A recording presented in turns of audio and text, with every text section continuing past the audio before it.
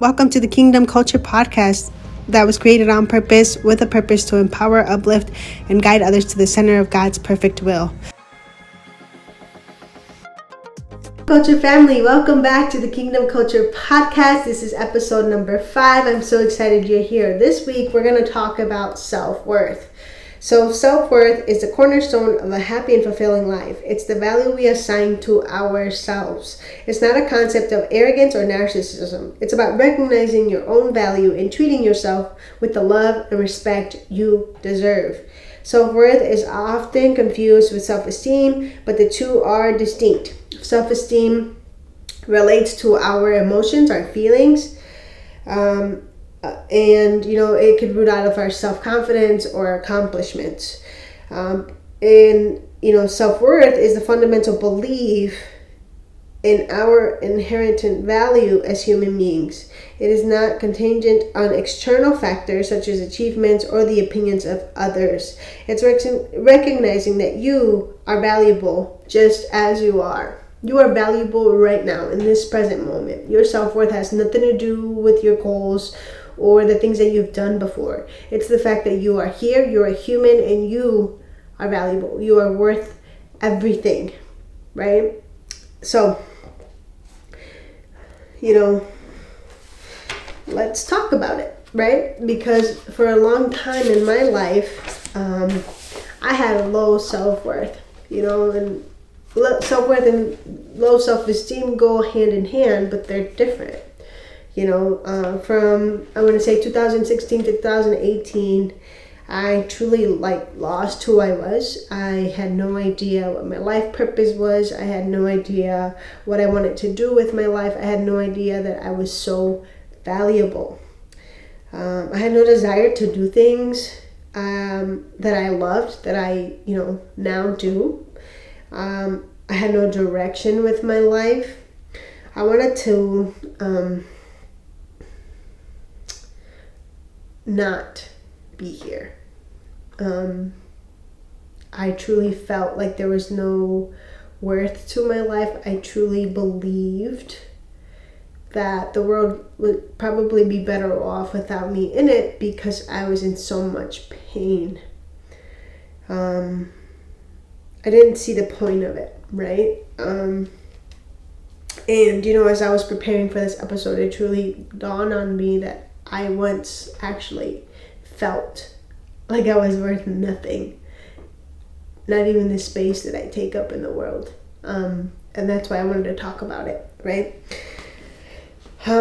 So from those 2 years were truly hard for me. They were filled with a lot of hurt, a lot of confusion, a lot of trials, a lot of just craziness and chaos. And I didn't feel strong enough to go through that. So my self-worth, I put it on other things, right? I didn't take care of myself. My health was gone. I didn't sleep. I had no happiness. To be honest, I had no happiness and no peace at all. I was in a state of existing, but not living. Like if I was a zombie, kind of, right? So I felt like I was a zombie. I felt like I was just going through life, not living it, not actually experiencing my own life, the things that were around me, my environment. And that's because I allowed myself to believe that I was not worthy. I allowed myself to accept that the person that I was at that moment was the best I could be. I allowed myself to believe I had no value, and from all of that came a toxic living environment. I used to drink so much, because I wanted to drown myself out of what I was going through. I wanted to put a stop to it. I wanted to not live in the life that I was living. I wanted a way out of it, so I would drink so much that I was intoxicated and didn't even know what the heck I was doing. 24/7. So drinking became my way out, right? I used to blind myself to the reality that I was living to the reality that I needed help. I used drinking as my crutch to not accept the fact that I needed help, that I needed to truly sit with where I was and allow myself to accept where I was so that I could move forward. I used to fight for no reason. I used to just to try and feel something, right? I used to just drink so much because I wanted to feel good. I wanted to get that moment of happiness, that moment of like, woo! I mean, I don't know how many of you guys drink, but if you do, you get tipsy, things get fun, but that's just for the moment. That's just at that moment, that night. And then the next day, you wake up and you feel like crap. I don't know, if you guys have gone through hangovers, but that was my life on repeat. I literally would just work to fund my toxic behaviors. That was my life. Get up, go to work, come home, eat dinner, drink, go to sleep. That was it. I would drink on the weekends. I would drink from Thursday night to Sunday night, non-stop. And as I was writing this episode out, I remember that there was a moment at one of the parties that we had, because we had a bunch of house parties before, apartment parties, whatever. And one of my friends of the time asked me, he goes, I remember I had finished a liquor bottle and there was nothing else but beer, and I wasn't a beer drinker. I just went for the liquor. I never mixed. But the beer was the only thing that was left. I literally downed one, two. At the third one, my friend said, "Oh, honey, when did you start drinking so much?" And I remember sitting there with a beer can in my hand, and I was like, I don't know, and I chugged it. So my sorry, it's just, I'm being vulnerable with you guys.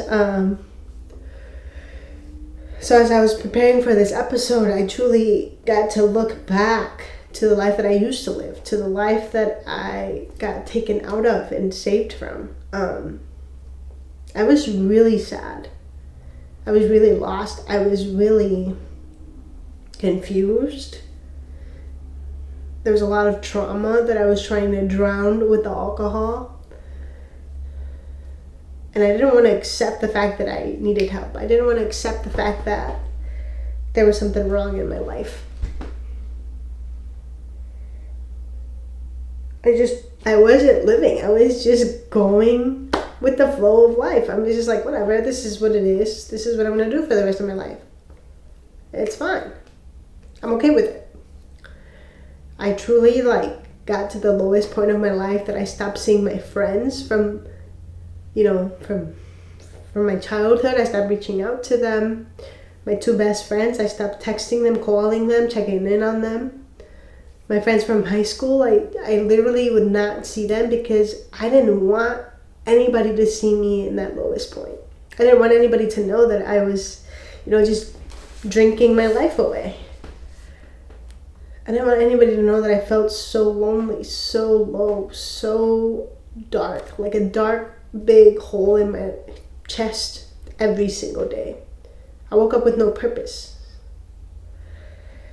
So and then from my family too, I would never go see my family.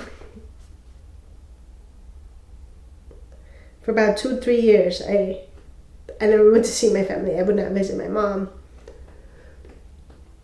I missed a lot because my self-worth was on the floor. I had no value for myself. I didn't respect myself. I didn't love myself enough to say, help me. There's a lot of mess going on in here. Please help, right?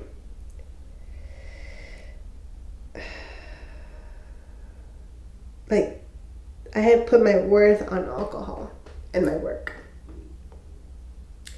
That was it. That's all I did. And it truly took a moment of vulnerability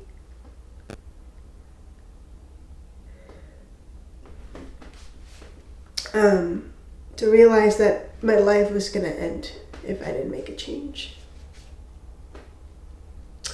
And I know I give you guys this at the end of every video, but this video, I feel like I need to talk about it because I didn't take myself out of that life.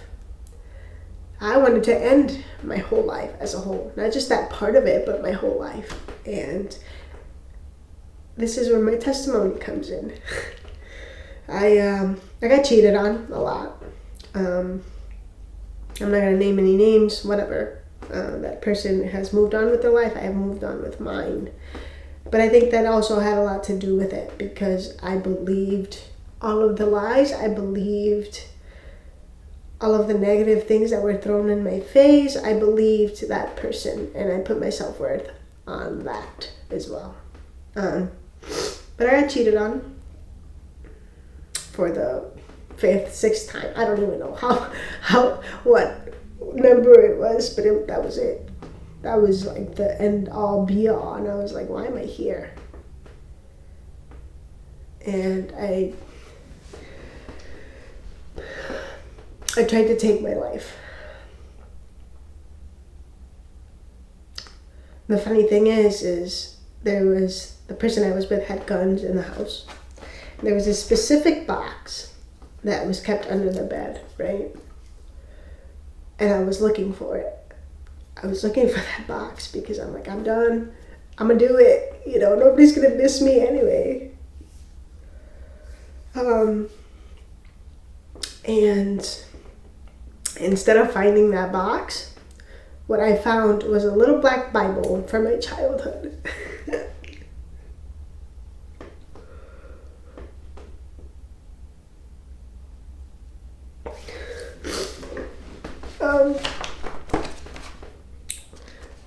And that's where God met me. So when I saw the Bible, I was like, what the heck? I haven't seen it in years. Sorry. I get very emotional because that happened. This was my real life, right? This is my real life, and I'm sharing it with you so that you find hope and know that if you're going through a rough time right now and you're thinking the same things that I was thinking at that moment, like, don't do it. It's not worth it. You have so much life to live. You have so much value. You have so much worth, and it's not about the money. It's not about your material things. It's not any of that. It's the fact that you are alive that should just matter to you, right? Mess up my makeup here, but I found the little black Bible and my whole mindset changed. I was like, what the heck? And I started thinking about how random that was.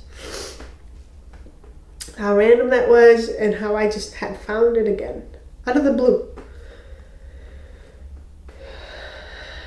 And this peace came over me. I said, okay, I don't know what this means, but sure. And I had a friend from work that was a Christian. And we started going to church together, you know, and God met me in that moment. That's how my faith walk started. And, you know, if you're not a believer of the Lord, that's okay. But this is my story, and this is what happened with me. And I'm being vulnerable and sharing it with you because it was so extreme. It was an extreme moment for me. And I felt like it needed to be talked about, because if it wasn't for that moment, my life wouldn't have changed. And I don't believe I could be here right now if it was within my own strength and my own efforts. Because I kept choosing the wrong things. Because I didn't know any better, right? You know, so from that, I started going to church and everything, and that's how I've been able to get here. You know, and as I started going to church, then I started to heal, and I started to realize, like, hey, you know what? Because that person cheated on you, because that person did this, X, Y, and Z, because of this happened, that's not your worth. That's not who you are. You are beautifully and wonderfully made. You are enough just as you are. And I started to implement different things. So if you don't go to church, that's okay. If you don't believe in God, that's okay. And I also have points for you. So I do have tips for you that will help you. If you don't believe in God, that's okay. So the first thing that I ever did was have self-compassion with myself. I started to be kind and loving to myself, accepting where I was, and I acknowledged my imperfections and I forgave myself. So forgiving yourself is a big step to moving forward. Having compassion with yourself gives you the mindset to be able to accept and move forward, right? And then the second step obviously is acceptance. So self-acceptance. I accepted the fact that I was at my lowest. I accepted the fact that I was drinking my life away. I accepted the fact that I needed help. And that allowed me to realize that nobody is perfect. That I'm only human and I'm going to keep making mistakes. So that's another thing, right? You have to forgive yourself from the mistakes that you've done to be able to move forward. You have to realize that, hey, you're only human. In your own strength and wisdom, you're always going to be maybe wrong, but that's okay. Accept it, move forward, and what can you change the next time to make it better? And you know what? Your mistakes don't make up who you are. Your mistakes don't make up who you are as a person, and that's okay. You know, like accept it, move forward, and keep trying. That's the point of self-acceptance for me anyway, is to realize like, okay, I'm in point A, how do I get to point B that's 10 times better? The other thing that I started doing was speaking truth over myself, good truth, positive truths, positive things. You know, I started to replace my negative emotions and thoughts with goodness. Kind of like, you know, I am loved, I am fully accepted, I am enough, I believe in myself, I am wonderfully and beautifully made, just as I am. The people that will love me will love me, just as I am. It doesn't have to do with the money that I bring to the table, it doesn't have to do with the value that I bring to the table. Just as I am enough. My self-worth is based up only in the fact that the Lord has had grace with me and loves me just as I am. And then number 4 that I think is very important is setting boundaries. Setting boundaries and saying no to the things that aren't good for you. So I set high boundaries, healthy boundaries for myself. I stopped drinking. I stopped hanging out at bars. I stopped hitting up people that live in that lifestyle. And that was my preference. You know, I lost a lot of friends when I came and accepted Christ into my life. I lost a lot of acquaintances that I had. But that was because I chose to not surround myself in the places that I was dying at, right? So setting healthy boundaries. What does that look like for you? What do you need to replace? Where do you have to change to be able to, you know, get there, be in a healthier place? And to this day, you know, like I stopped saying yes to the bad habits, because believe it or not, what you're choosing is why your life is the way that it is. I was choosing to drink every day. I was choosing to feel sorry for myself. I was choosing to be the victim. I was choosing to be in that mindset of depression and sadness. You know, because I had a lot of trauma that I was choosing not to deal with, and it brought me to that lowest point in my life. So, be kind to yourself. Accept where you are. Talk good things to yourself. And set boundaries so that you're able to move outside of the environment that you're in right now and into a better one. Right? And the last thing I want to bring is this Bible verse that highlights the idea of finding worth and confidence in Christ rather than in one's own abilities or attributes. And it's found in Philippians 3. And it says, "We who serve God by His Spirit, who boast in Jesus Christ, and who put no confidence in flesh, will be victorious." So like I said, I believe in the Lord. I now put my self-worth on the Lord, not on myself, not on my flesh, not on my accomplishments, not on the money that I bring home, not on the friends that I have. And that has made the big impact in my life. That has allowed me to truly live happy and enjoy, because all of the extra stuff of, what our culture wants us to be. You're not successful if you don't have, 6 figures in the bank. You're not successful if you don't have a cool car and house or whatever else. And when you put your value on those things, it's very momentary, like for the moment. It's very just passive. Because I don't know if it's happened to you, but I buy a brand new outfit or something, and then I wear it twice, and I'm just like, I'm over it. I need new clothes, or things like that, right? So allow yourself to find the truth of putting your self-worth and the fact that you're just alive and living and you're here and you have a purpose, rather than outside things. I hope you guys found value in this, and we will see you next week. Remember that I love you, but the Lord loves you more. Always, always, always. God bless.